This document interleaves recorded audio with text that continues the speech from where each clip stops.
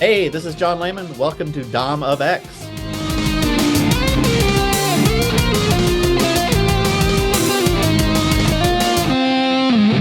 What is going on, folks? I am Dom of X, comicreleases.com, assistant editor and manager of Layman Condition, and today I have the pleasure of talking to the creator of Chew. You might know him from Batman Eternal, Detective Comics, even most recently the Suicide Squad 5-issue series, and of course the future writer of Titans. I have John Layman with me here today. How are you doing today, sir? Hey, everybody. Thanks for having me. No, thank you. Hey, there's a lot of stuff I wanna talk about, but let's go ahead and start off with a little bit of an icebreaker question because I usually like doing these with the creators I interview. How'd you get into comics? How'd you get into the medium in general? Oh man. Well, I'm old, and when I was a kid, the short answer is Star Wars. I was a kid in 1977. And this is pre-VCR, pre-streaming, pre-everything. And, as a 10-year-old kid seeing Star Wars, it just blew my mind. And I wanted more Star Wars. And, once it left the theaters, you're screwed. Star Wars was gone. And I was just obsessed. And then I went to the local 7-Eleven and realized that, Marvel was putting out like further adventures of Luke Skywalker and, Han Solo for 35 cents or whatever. And so I started reading Star Wars, and then I'd be at the 7-Eleven or the corner grocery store and have some change in my pocket, and started checking out other comics, and then it was all downhill from there. So you got really big into that sort of Star Wars sense. I know a decent amount of people who go to my comic shop that told me, like, when Marvel did the adaptations for Star Wars in single issues, that's sort of like what brought them either into comics or back into. It seemed like a super big phenomenon, like at the time, with of course the movies rolling out. And it's weird because 4 decades later or whatever it's been, there's so much Star Wars out there that I just kind of shrug. I haven't seen the Acolyte, and I don't begrudge. There's Star Wars for everyone now, but 10-year-old me couldn't get enough, and old me can get enough. I've had enough. Right. I think Disney has done a good job at kind of oversaturating the market. Well, and especially when there's so much out there, you can pick and choose from the 45 so years of storytelling. Yeah. There should be something for you, and if not, it's like maybe Star Wars just isn't the right thing for you overall. But yeah, that was what started me down the comic book path, and then I got really into indie comics when I was high school, middle school to high school to college, and there was a book called Cerebus. Are you familiar with it? I've heard about it. I've heard about it talk before, yeah. So it ran for 300 issues, and there were points where I was reading 20 comic books a month. There were points where I was reading 1 comic book a month. But Cerebus came out for 300 issues, and got me into the comic book store. And I don't necessarily recommend it because it doesn't really hold up in a lot of ways. It's brilliant, but then it falls apart, and I stuck with it to the end. But I really wanted Dave Sim, the creator of Cerebus, was a really vocal champion of creator rights, creator owned, and I wanted my Cerebus. I wanted my thing that I owned that was a novel with a beginning, middle, and end, and that's what Chew ended up being. Again, pre-internet, how do you get into comics? I was in a small. Oh, you're from Northern California. Mm-hmm. I grew up in Yuba City. You know where that is? Yes, I do. Yeah, I grew up in Yuba City. I'd go to Sacramento at these little. They had comic book stores there. And we'd go for Tower Records or to, hang out at the mall to try to meet girls. And I'd always, make my friends stop in at the comic book store.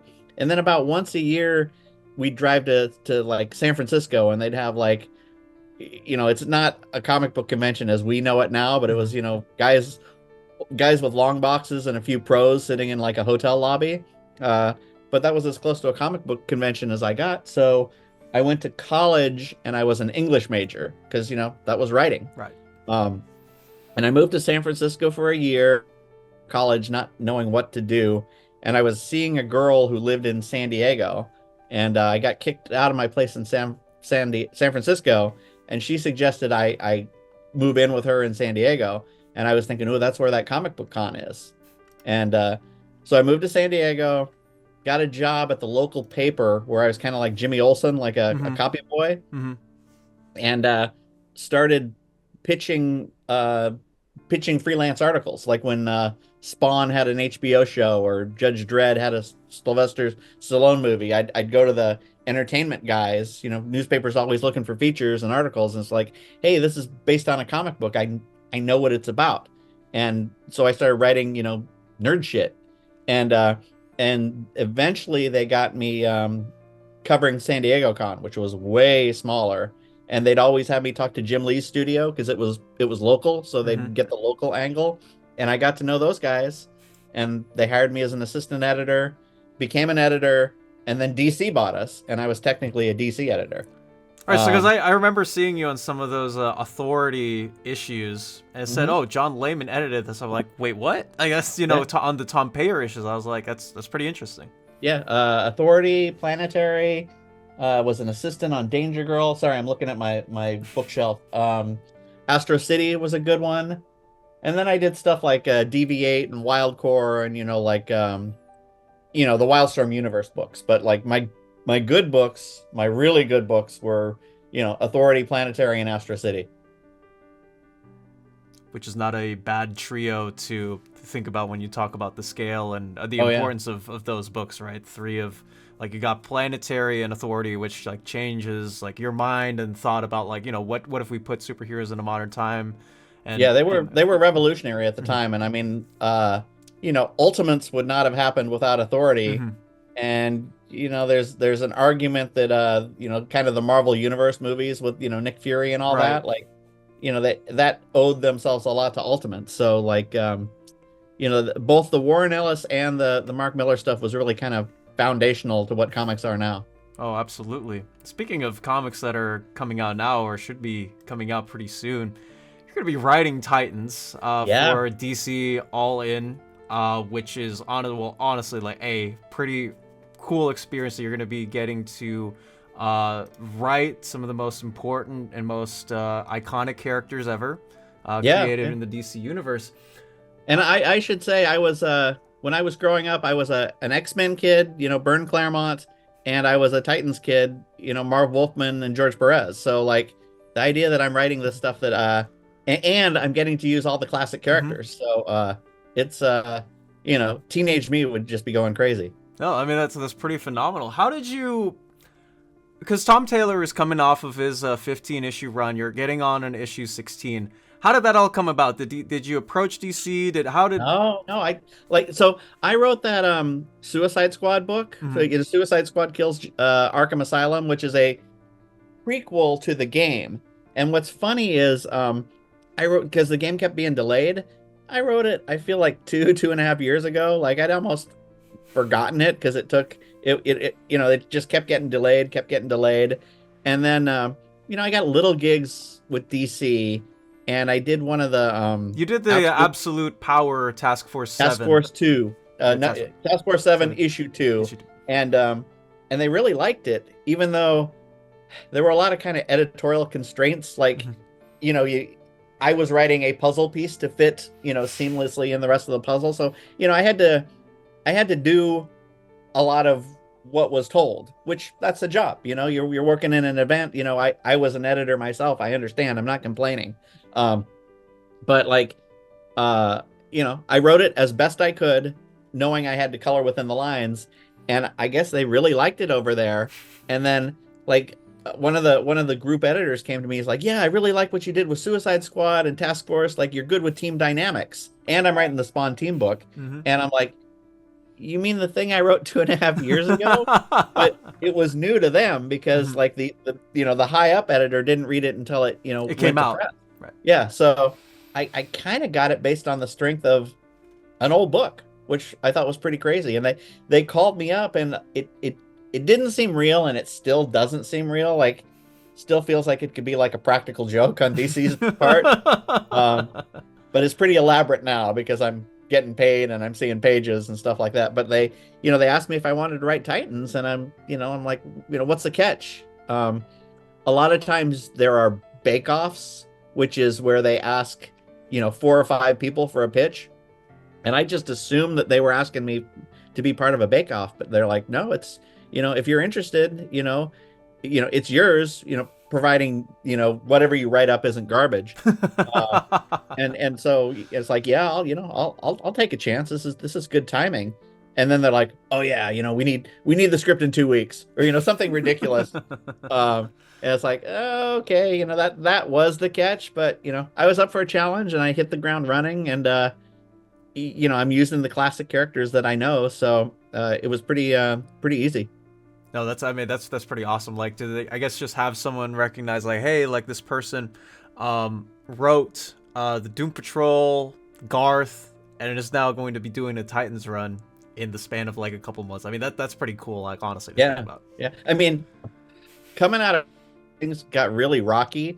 I did a creator-owned book that I kind of wasn't in love with. I don't think it was ready, but I felt like I needed something on the shelves, and I don't know, my a book for Skybound just got plug pulled, and my confidence was pretty low. And then suddenly now I'm writing 2 Spawn books and Titans. I don't know what happened. Not complaining. No, absolutely not. But you talk about writing a team dynamic, right? So you're doing Spawn, the Scorch book, right, for Spawn, and now you're going to be doing Titans, obviously to differ from what you had to do in Detective Comics and from Chew. How is the difference between writing a team book where there's a whole bunch of different dynamics that you have to balance versus writing a singular or maybe even double character in a book? What are the differences in the script for that? Everyone has to have, basically when I came in, I'm like, here's a plot for every single character. Like, you gotta, like, oh, I like your shirt. Thank you. You gotta, every character has to have motivation or have something going on in their lives. And then you gotta, weave it in. So, I came back and I'm like, I want this to happen, this to happen, this to happen with each character. And then they're like, check, check, check, check. Nope, this won't work. This won't work here because we're doing this with absolute power. So I got about 60% of what I originally pitched, and then we just kind of hammered things out. And then there was also the editors would be like, hey, wouldn't it be neat if we use this villain? And I'm like, oh, you're telling me to use this villain, or at least if I pitch it, it'll get approved. So, it was, I let them steer the ship while still, pitching the stuff I wanted. And, that's how it works. Like, again, as an editor myself, the people who go in and like, I have a vision and it has to be this way, they're the ones who are going to be unhappy because they don't get their way 100%. And it's, it's a marriage. There's a give and take. You're going to get your way on some things. You're not going to get your way on everything. Especially, if I wanted to play God, I had Chew. I could do whatever I wanted in Chew. But you've got to, you're I don't mean for this to sound bad, but you're a cog in a machine. You are a gear, and you've got to keep the machine moving and in sync with the other gears because it's a working, functional universe. Right.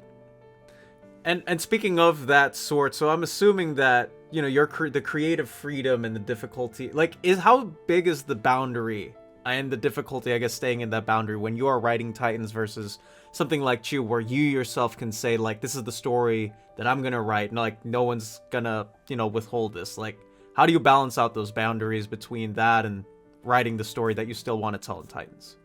It's just a matter of having kind of realistic expectations, because if I wanted Tony Chu to like go in and kill a busload of nuns, he could. No one could say that's, the character wouldn't do that because I define the character.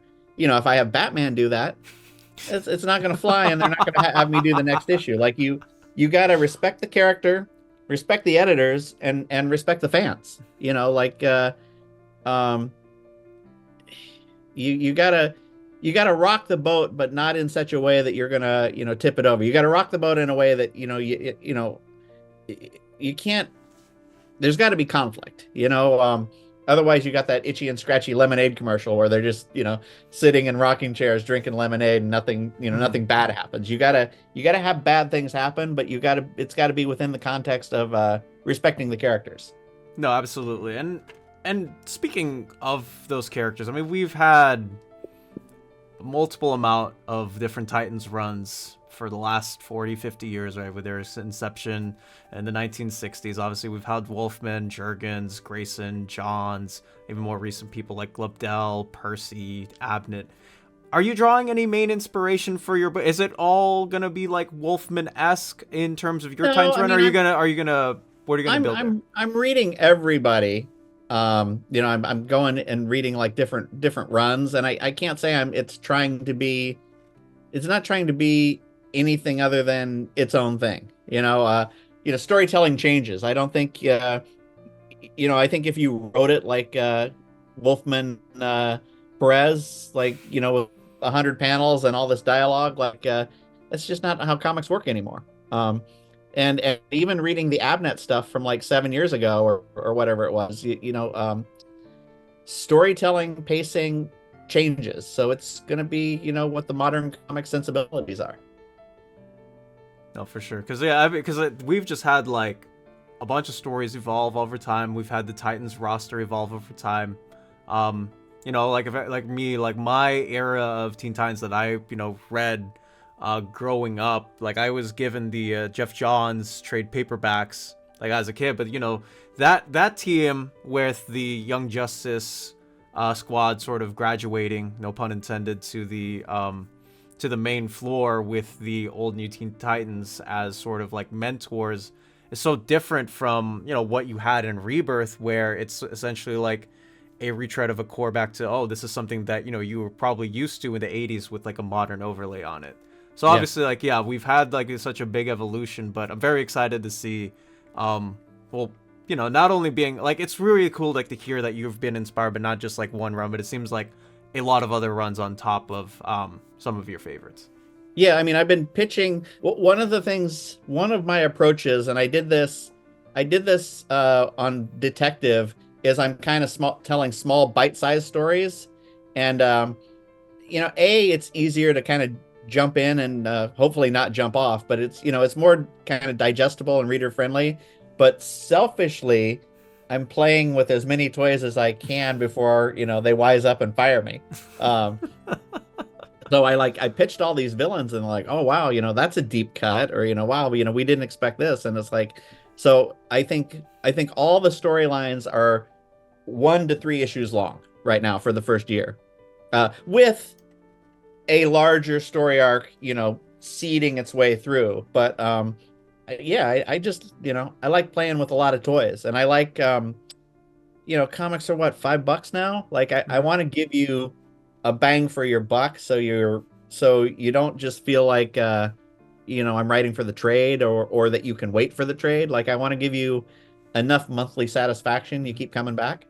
A cool thing about Titans is staying to that $3.99 model, whereas some books are like $5 now. Like Batman and Robin, for example, is like $5 now as opposed to full. But yeah, that's, I mean, because of like how expensive it is, right? Like, and some people I think might argue, hey, like I can get a McChicken at McDonald's or something.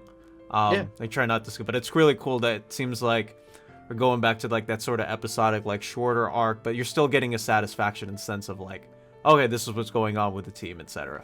Yeah, comics, they're not cost effective in the same way other things are. You can buy, well, shit, you buy a PS5 game now, it's $70, which isn't as good as when it was 49, but you still get 60 hours. Where a comic book, you're getting 10 or 15 minutes max for $4, $5. You gotta make it worth it for the reader. Oh, absolutely, and that's, I mean, that's partly why I'm excited. It seems like you have a lot of your energy focused there. Speaking of Titans, obviously we have the DCL and stuff. We're spinning out of Absolute Power to get a sense of where they're coming along. we saw, at least in a preview, hasn't come out yet, but the DC All-In special written by Snyder and Williamson seems like everybody's being handed out Justice League cards because everyone's invited. I think Starfire and Roy Harper were both given those Justice League cards, if I remember from the preview correctly. Is that going to have any effect at all in your book of them being... Oh, yeah, it's a huge aspect because if you think of Teen Titans and Titans, they were a legacy team. You know, they're the team that was primed, you know, when the original guard, you know, if anything happens to them and they're gone, this is the B team becoming the A team. And they actually were the A team for a while because Justice League broke up. And you know, they had some wins and they had some you know, some rocky things like, you know, like Beast Wars and stuff. And suddenly they come back and, you know, they've been training their whole life to be the A guys. Suddenly the original A guys come back and they're like, well, shit, are we the B team again? Like, you know, they have to sort of like reconcile that, you know, the Justice League is still number one. And maybe there's, I don't know about growing pains, but like, you know, it's a new world order and it's kind of, you know, back to where they were. And, Right. And you know, are they members of the Justice League? Are they like taking orders? Are they independent? Like, how much autonomy does the Titans have if they're the Titans and the Justice League? So that's actually that's a huge part of the at least the first year is, you know, them coming to terms with their place in the DCU. And different characters have different opinions, and you know, they're not, the characters aren't in sync. There's going to be you know, a little bit of conflict there. I mean, they're still a family. You know, they still get along for the most part, but you know, families bicker. No, that's a for sure, because yeah, like you said, part of the last year and a half with Donna DC was Tom Taylor, Joshua Williamson, the rest of the crew saying we don't have the Justice League, but maybe we could elevate the Titans sort of to take over the JL spot because of Amanda Waller and also because of Beast Boy. Things didn't go the way that I think the team intended. So you getting not only a handle on figuring out what their spot is in the DC universe post Absolute Power, but also the conflicts that seems like you're going to have with the rest of the team. That sounds pretty cool and interesting to read just in there. Yeah, and you know, the Amanda Waller stuff happened on their watch, and you know, you not necessarily their fault, but you know, it's kind of one of those, the buck stops here. You know, they were in charge, this happened on their watch, they're going to catch shit for it. No, for sure. And speaking of that team, I mean, you have a complete roster of different sets. Wally West is going to be on the Justice League, so I'm assuming that he's not going to be popping in with his former friends, or how is that all going to work out? I'm not sure what I'm allowed to say, but you know, the Titans can only handle, like, I can only juggle so many characters and so many plots. So it's going to be classic characters, but you know, yes, some of the characters are more Titans in spirit than in actuality. And you know, there's going to be a revolving list, but at least for the first year, we're keeping the roster constant from what it is in issue 16. That's pretty awesome. But yeah, I don't know how much of the Wally stuff is public, so that's more than fair. He has a brand new suit and it looks cool. Yeah. And he's I think you nailed it, but I, you know, can neither confirm nor deny. Confirm or deny, which is more than fair. A couple of other characters are obviously on the team. I guess like, you know, going through the list, I gotta ask, like, because on the front cover of issue 16, we got Dick Grayson, we got Corey, we got Vic, we got Roy Harper, and we also have Raven. Obviously, Donna looks like she's going to be on the team too, from all the covers that we've seen as well. Yes. I guess I got to ask, in terms of Corey, because Corey is one of my favorite Titans, has been since the 03 show, and ever since I got into comics, I've always appreciated her, and I feel like she's always been underutilized in some stories too. I feel like she could have had a bigger presence. Obviously, one of the Wolfman Perez characters, and one of the team staples, at least, for the last 40 years, which is crazy insane to think about. I think there was a Titan Tale of the Titans solo that came out, one of those like with a part of one of the 4-issue series, where we got to spotlight her, and I think there's like a lot of untapped potential in the character. Do you have any specific plans with using Corey, if you can say it all? Well, she's one of my favorites as well, but you can only deal with so many kind of A plots. Mhm. So her kind of B plot hers is a B plot that's simmering and will come to a head in year 2 once I get to year 2. There's a lot of Donna focus on the early issues. There's a lot of Roy Harper, talking in the next 6 issues, and then Vic is going to step up. And there's some stuff going on with Raven. I don't have any plans to like break up. I don't have any. They talk to the editors, and something's going on with this character, and it's like, would they break up? And I actually think it's a better story to have a strong relationship, in the face of adversity. And so I like the relationship between Gar and Raven. It's more fair. I have a lot of friends from my old, I guess, folks of the Titans community who love those two together. So I think it's gonna be cool. It's gonna be cool for them when they listen to this episode to hear that you have no plans of pushing those two away, which is pretty awesome. No, I think having a strong, functional relationship is actually, I think you break up a group that's almost going for the cheap drama, where if you have like an actual like rich kind of mature relationship, I think that's actually cooler and more fun to present, because too much of comics is a lot of kind of like a game of musical chairs of who's together and who's not. Right.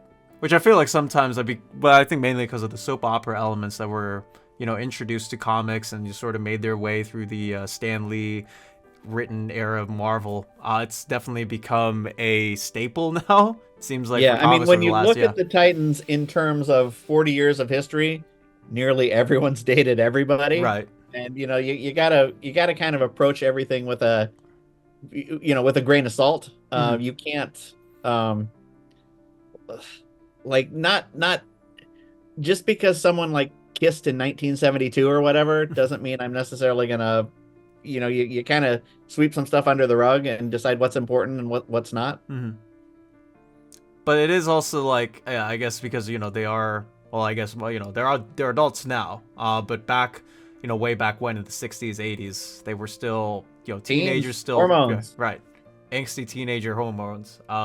Sometimes people love to gravitate to, and partly why people love the Titans. You did mention earlier though that Donna has a lot of focus in that first year. Donna is, I think, she has grown over the last 5 years to be my favorite Titan, which is crazy insane for me to think of, because I came into Titans, I did, when I watched the 03 TV show, I mean, she wasn't on the roster.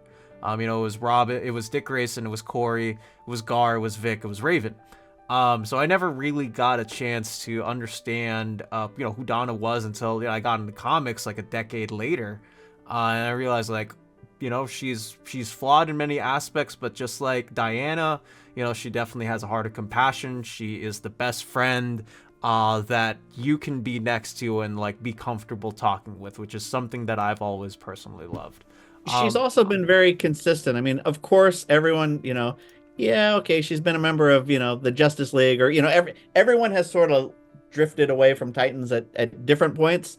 But to me, she is really a core member of she's 90% Titans, yes, which is 100% Titans as far as I'm concerned. They have mixed up rosters, but really she has been kind of a rock for them.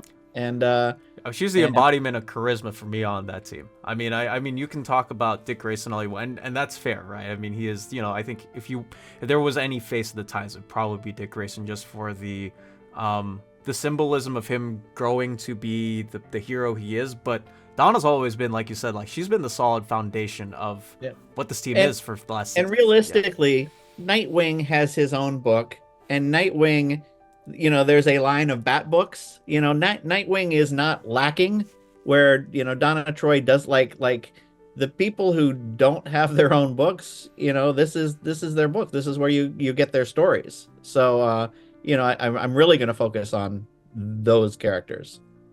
Which is, yeah, I mean, that's very, like, same too with hearing that you have a focus for Victor as well, because I always felt like he's been also underutilized, just like Corey, in aspects where she hasn't gotten a chance to shine, and Vic, he's gotten big leagues. He got on the immediate Justice League roster when New 52 started, but even then, it's like, yeah, I feel like he's always been there, not only just as a friend, but also, again, like, as an important member of the team and what he stands for. Yeah, and I mean, he's arguably one of the most. I mean, not arguably, he's one of the most powerful. Straight out, like he is. As he's a foundation, like where Donna might be an emotional core. He's the physical. He's the the strength and the power of the team. No, for sure. And obviously, with all the technology that man seemingly has prepped up in his body, it's like, yeah, you don't want to mess with him when the going gets tough. And it's same too with like me here. Like, I have a lot of friends who are big Green Arrow fans, who are like fans of the Green Arrow family. Roy Harper, who has also been one of the most instrumental people on the Titans. It's so funny. What can you tell me about him? Well, that's been the thing that sort of made the biggest shockwaves. People are excited, and like, I try not to stay on. I try not to read the comments. Every once in a while, you do, and Tom Taylor spent a lot of like, he reintroduced kind of the classic Titans, but there wasn't. Everyone got along, right? And one of the things that struck me when I went into pitch, and it's like, or when I'm outlining it, it's like, I want a little less function. Like it's a little more fun to put people in opposition, not completely getting along. I mean, that's the nature of drama. And Roy's kind of a hothead. He's kind of a smartass. Like he's the one who comes in. Like the Titans were working just fine. Everyone was getting along. They were a smooth, well-oiled machine. And then you got a guy who isn't necessarily completely a team player in the way the others are. So he's gonna ruffle feathers to an extent. I'm not gonna have these guys battling each other or breaking up or trying to kill each other, but there is going to be different points of views, and not everyone's gonna be happy with each other 100% of the time. Oh man, that's amazing. Because I mean, part of why I love these team books is the conflict that you have to play with every side and what every single person has as far as motivation is concerned, whether it's figuring out what to eat for dinner or how to save this particular I mean, that's what I've always loved. You put 6 or 7 people together, and people are going to like some people more than they like other people, and there's no group is going to completely get along. Mm-hmm. Especially when you have so many different characters from so many different walks of life and different viewpoints, right? Like, and they're not immature, they're not the teen Titans anymore, but they're still young people. They still completely haven't gotten everything figured out. Right. They're not like the elder statesmen of the JSA, where it seems like you've got your like they've already been there, they've already seen the rough spots, and it feels like they have more of a handle on how to figure out how to beat a group of villains or save a particular. But no, like the Titans, like they're a lot younger, right? They're fresh out of, well, they're fresh into adulthood, and they're obviously going to be faced with a lot more maturity/immaturity decisions, even with them having gone through some stuff that maybe some. This is where you kind of got to ignore that they've been around for 40 years. Mm-hmm. There's comic book time, right? For example, man, I cannot wait. Like, after all this, I mean, I can't wait to hear it.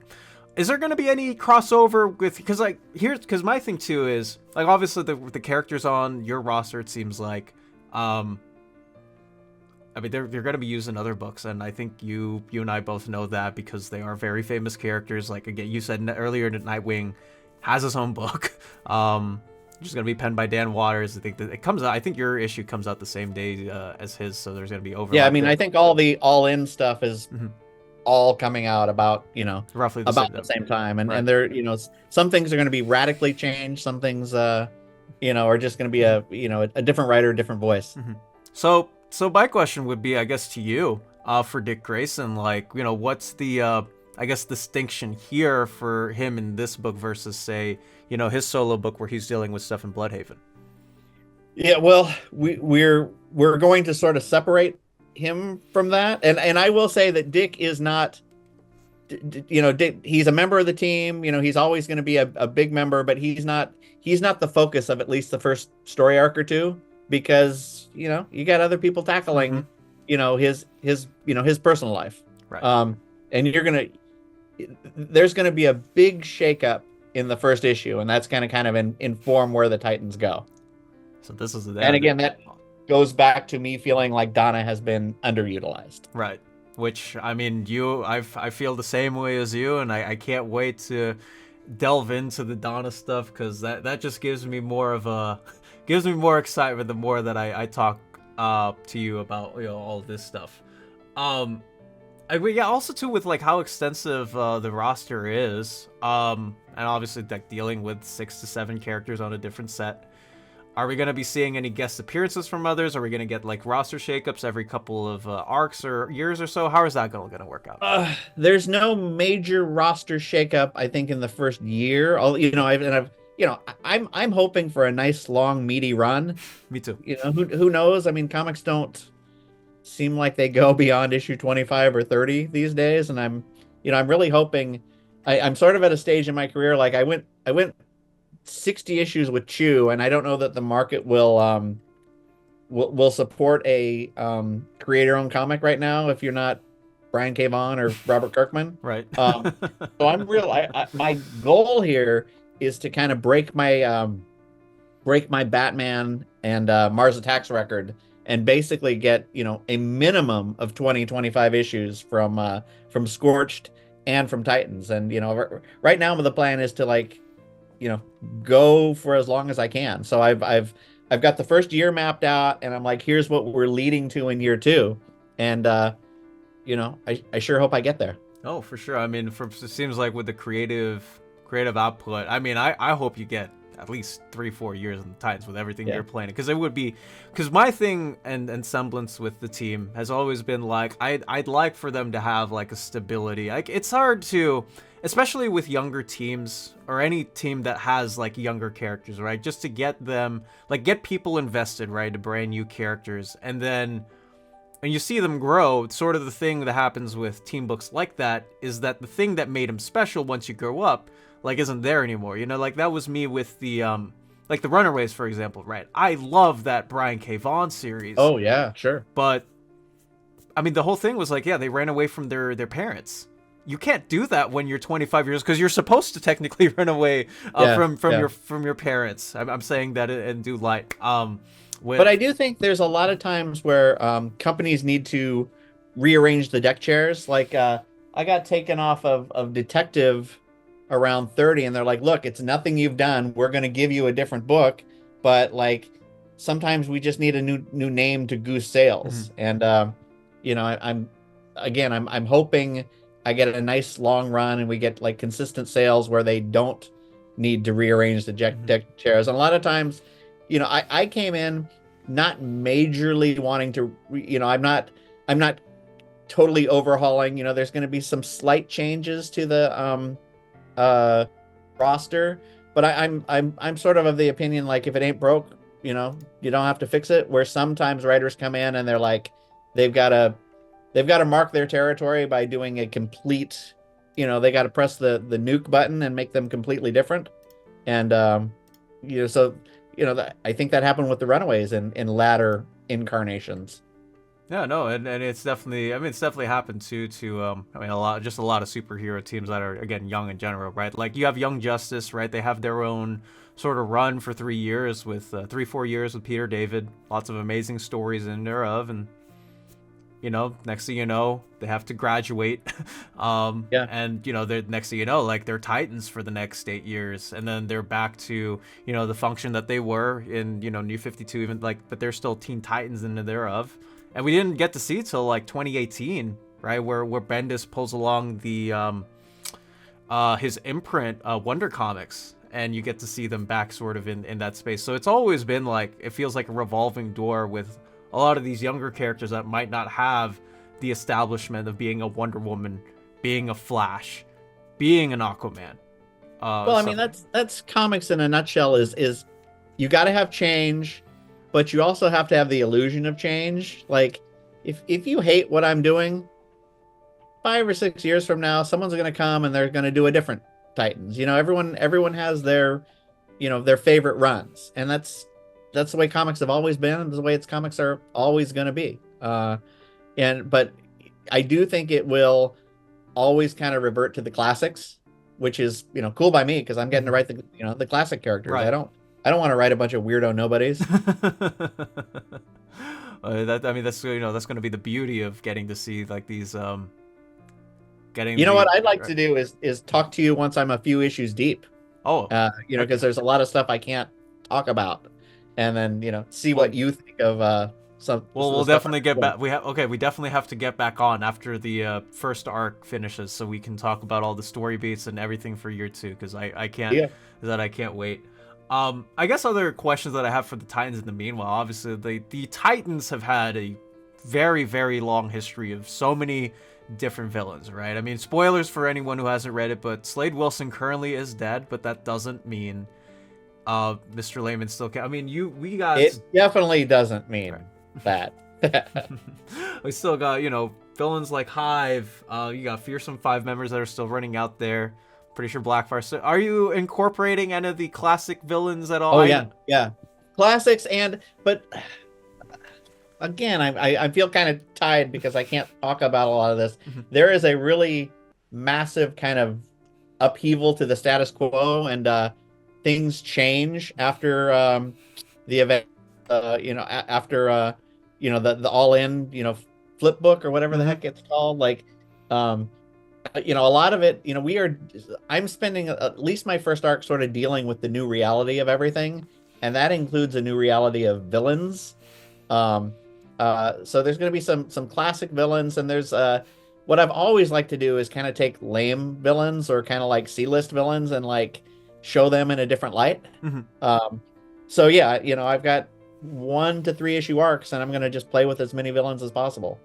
Many of them Titan centric, but I'm going to pull some out of left field that aren't necessarily Titan related villains. This is pretty awesome to hear, because I mean the roster of random villains that the Titans have had to pick and choose from. I mean, it's big. I know that, again, like, partly due to the Judas contract and also a lot of adaptations of movies, Deathstroke has become the fan favorite for a lot of people, and him getting, like, the Titans, like, getting his butt whooped, it feels like every 10 years or so. But to hear that is pretty refreshing, honestly, because I have a respect for a lot of those, like, classic 80s villains that seems like no one has wanted to use, but that's pretty awesome to hear. But again, like, selfishly, this is just me playing with toys. I'm getting the opportunity, I'm taking it. I don't want to write a 6-issue 12-issue arc with one villain. I want to play with as many freaking toys as I can, which is awesome to hear. And I guess, like, my other question, I mean, we're talking about story, talking about the art, like, you're getting to work with Pete Woods. How has that been? How's the collaboration been with him? Well, I'm kind of hands off the art. Like, if it's a story point, I'll come in and say, I don't really ask for a lot of redraws, and especially since the artist is coloring it. Like, you've got editors. Like, frankly, I don't care what color Flash's boots are. That's not story. If he's changed his costume and it's a cool costume and people like it and it's fun to draw, cool. That's not story. I don't give a shit. So, like, Pete will turn stuff in, and the editors are going through the minutia. But I typically, I'm not going to ask for, especially since, like my philosophy with coloring is if the artist is happy and the editors are happy, you're happy. If it doesn't affect story, all I'm doing is getting in the way. And since the artist is the colorist, I assume Pete is making Pete happy. So really all he has to do is make the editors happy. So, he sends in pages and I'm just like a broken record. Oh, this looks great. Oh, this is fantastic. But yeah, I like to stay out of that stuff. Oh, for sure. Because yeah, I mean, from the covers at least, I mean, it looks like it's gonna be a wild time. Especially the cover to 17 with the clock and the hourglass behind. I mean, Yeah. Any idea who that's a the great villain tease. is? Yeah. Which wait, can you repeat the question? Any idea who the villain is? Oh my goodness. I mean, it's something to deal with time. You know, that's all I Yep. know. So that's a pretty good, nice tease in and of itself. But yeah, I mean, you two like getting the. I hope Pete Woods is on the book long term too. Like, no. Oh yeah, yeah. So, I've been real lucky in my career that I mean, this was a setup. Like they're like, hey, Pete's going to be your artist. I didn't, bring him Mhm. on, but I'd been familiar with his stuff and a fan of Pete's stuff forever. And so, I was overjoyed. And then when they told me he's going to color it, that's even better. Right, so yeah, getting to see you two on it, I mean, it's going to be a wild ride. And guys, you guys are probably looking at it on the screen right now, but FOC date for Titans number 16 is coming soon. By soon, I do mean next week. So be sure to go to Oh, your local comic wow. store or retailer, pre-order as quick as possible, so you get to see what Pete and John are cooking up, which is looking to be some dicey stuff. Um, Yeah, he turned in, like I said, he turned in, I think, the last 5 pages today, and there is this Raven attack page that the coloring is just, oh, it's so beautiful. oh man. Even more hype for me and hopefully for all of you guys. But since I have you on here, I mean, I feel like I can't talk to you or let you leave without talking about some of the other work you've done for DC and etc. And obviously you got to. How did the Detective Comics get go? Like, how did you get in? Because you took over the book for Tony Estaniel. Yeah, that was weird because that was in the height, like like Chew was the shit Mhm. in like 2010, 2011, and like Marvel was coming to me saying, "Hey, do you want to write annuals?" And DC, basically Mike Martz, who's one of my favorite editors, and we worked together. Um, he basically came to me, and I told him, look, I'm not looking for work, man. Let's I saw him at a convention, and I'm like, let's just hang out and talk about our dogs or our kids or whatever. We like, because I know how it is for an editor. You go to a convention, people are on them like, like flies, Right. and all they want is work. And I think it's kind of refreshing to be like, hey man, let's just be friends. And then Mike called me up. He's like, hey man, but if I had something good, would you consider it? And I'm like, I don't know, what do you got? And he's like, Detective Comics. And I was like, holy shit. And so I turned in a pitch, and what I turned in barely, well, I wouldn't say it barely resembled what came out, but like I had and I still think this was a great idea. I don't know if you remember my first arc. It was called Emperor Mm-hmm. Penguin. Emperor It was Penguin. about an assistant of Penguin basically usurping him. Mm-hmm. But it was this wasn't the official title, but it was basically the rise of the second bananas, where everybody, like basically all the assistants, got together and like, our bosses are terrible. Let's take out the Joker. Let's take out the Riddler. So it was like all the assistants kind of, took over, and they're like, yeah, that's too much. Just do one. Pick one. And so I picked Penguin. But yeah, there Chew, when Chew was really big, opened a lot of doors because it was so hot at the time, and that it opened the detective door for me.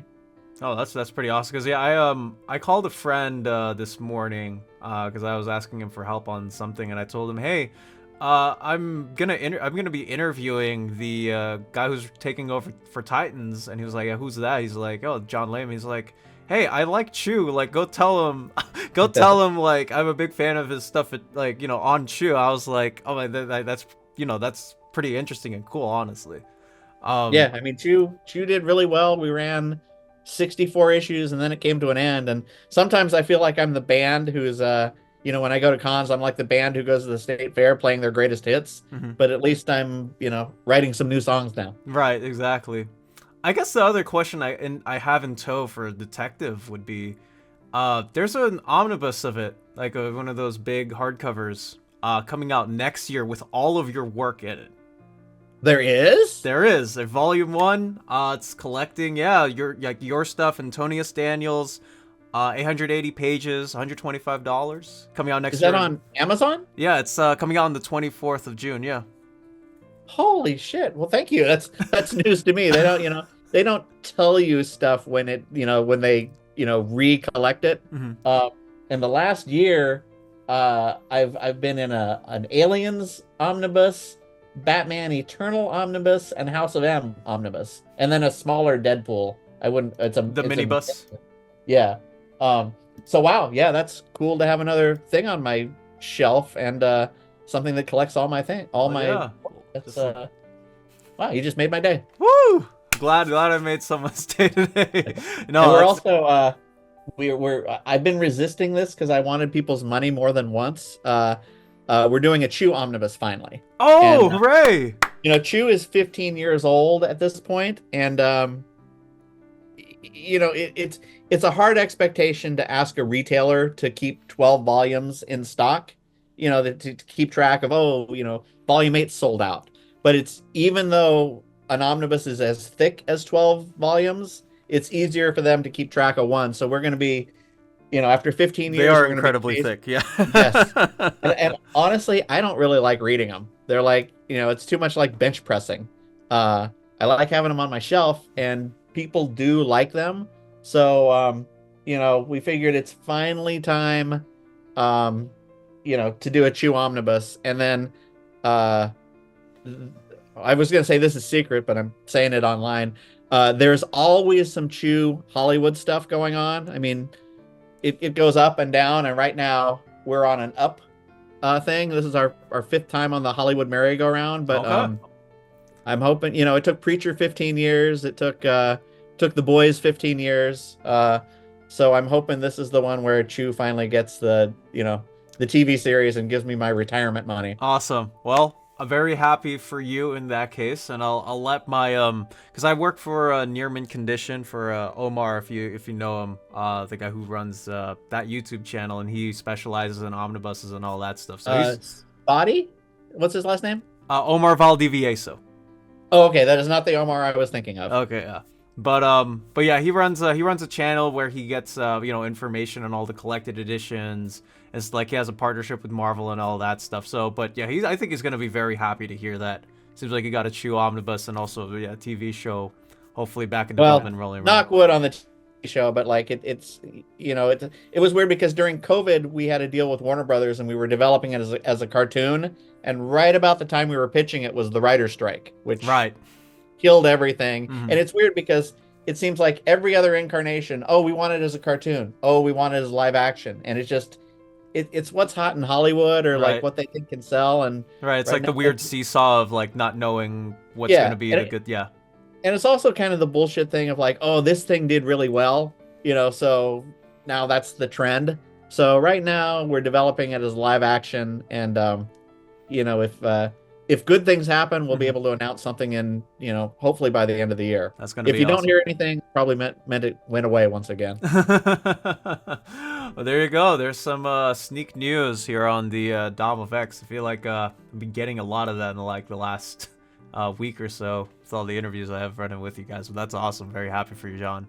Yeah, let's also quickly roll over to I guess the end of this sort of thing.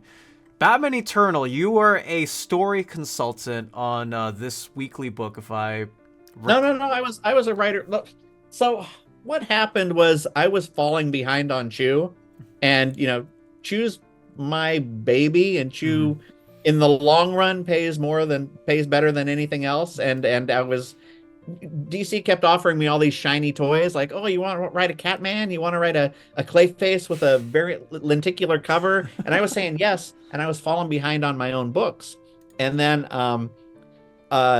they wanted me to do Eternal, and I didn't really want to do it. Like, I don't like co-writing. I like to sit in a cave by myself, but I didn't want to seem ungrateful and not a team player. Right. So I took it, and then we went in to DC for a story, like a, what do you call it? Like a round table or whatever, with all the retreat, with all the writers. And then they pulled me aside and they said, hey, we're taking you off detective. We're going to put you on this book instead. We're just changing the, reshuffling the deck chairs. But my plan was to like kind of write Eternal and write detective, and like hopefully do 1.5 times the work for twice the money. Right. And suddenly, like, I was off Batman, and like, they offered me a book of a really good character, but who's not connected to the Bat universe, and I would have to do a ton of research, keep up with Batman at a time when I was falling behind on my own book. So I did. They had a rotating bunch of writers on Eternal, and Mhm. I committed to the first year. So I wrote 3 or 4 issues, but pretty early on, I'm like, hey guys, I can't sacrifice my own book for Batman because Batman will always be here. I gotta go. Right. So I don't know. I mean, I know we were listed as consultants, but you wrote like a couple issues. Like I wrote 3 issues, and then Tim Seeley wrote 3 issues, and it went like that. So I was actually a writer on a few of the issues.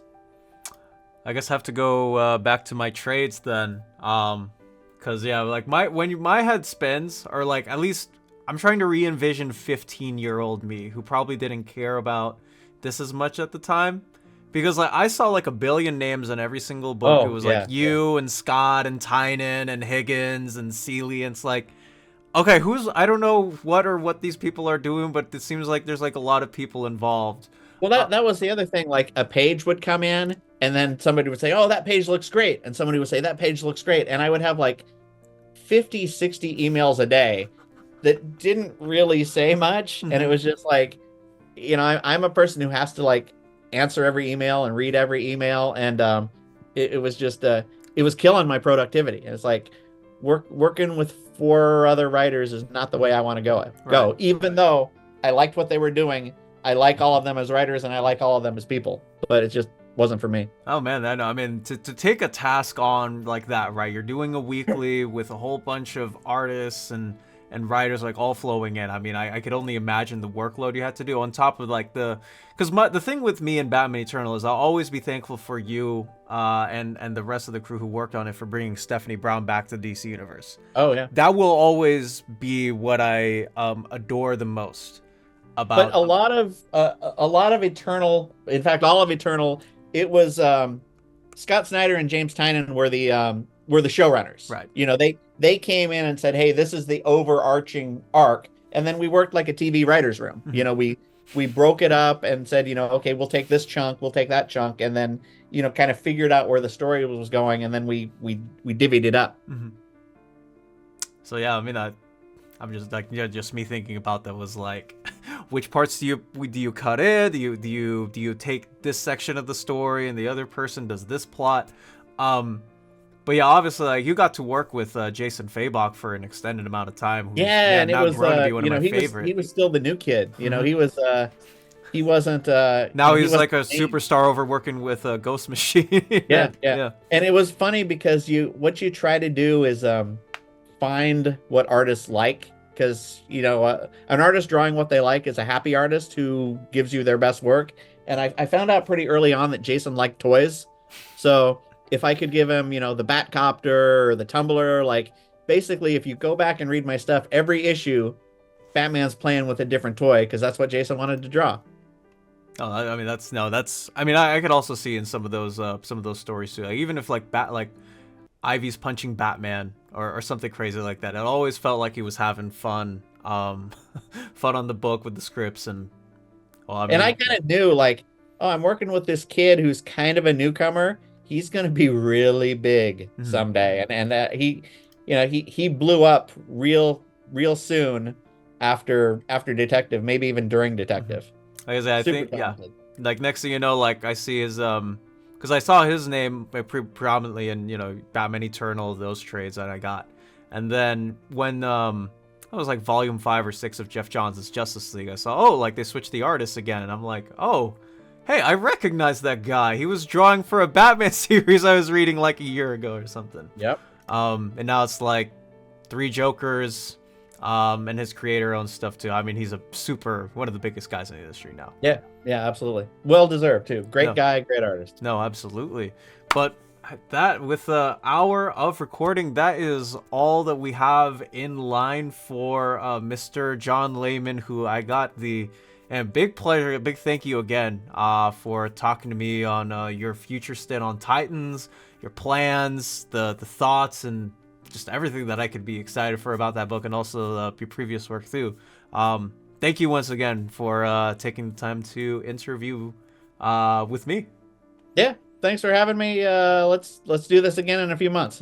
I completely agree. I think you are always welcome back on my channel. It seems like we probably have to do this now that sort of reestablish my fandom with DC and the Titans, and also am going to be buying and reading your book. So very excited for that. More than that. Where can people find you, John, on the social medias and all that stuff? I'm off. I quit during COVID, and I never looked back. I'm on Twitter, but I don't participate in comics Twitter anymore. I just follow K-pop bands, and that's it. Like, even if you're my best friend in comics, I don't follow you. There's too much freaking drama in comics. Comics Twitter, and I'm off everything else except for Facebook, which is friends and family. Right. So there you have it, folks. But again, be sure to pick up Titans number 16 and the rest when it hits your shelves. It is a run that you do not want to miss out on, and a status quo shift, seismic for the ages for this specific group of characters and more that you do not want to miss out on. I definitely won't. But that'll be it from me. I'm Dom of X, comicreleases.com assistant editor. You be you, take care, and dominate the day wherever you are. Peace out.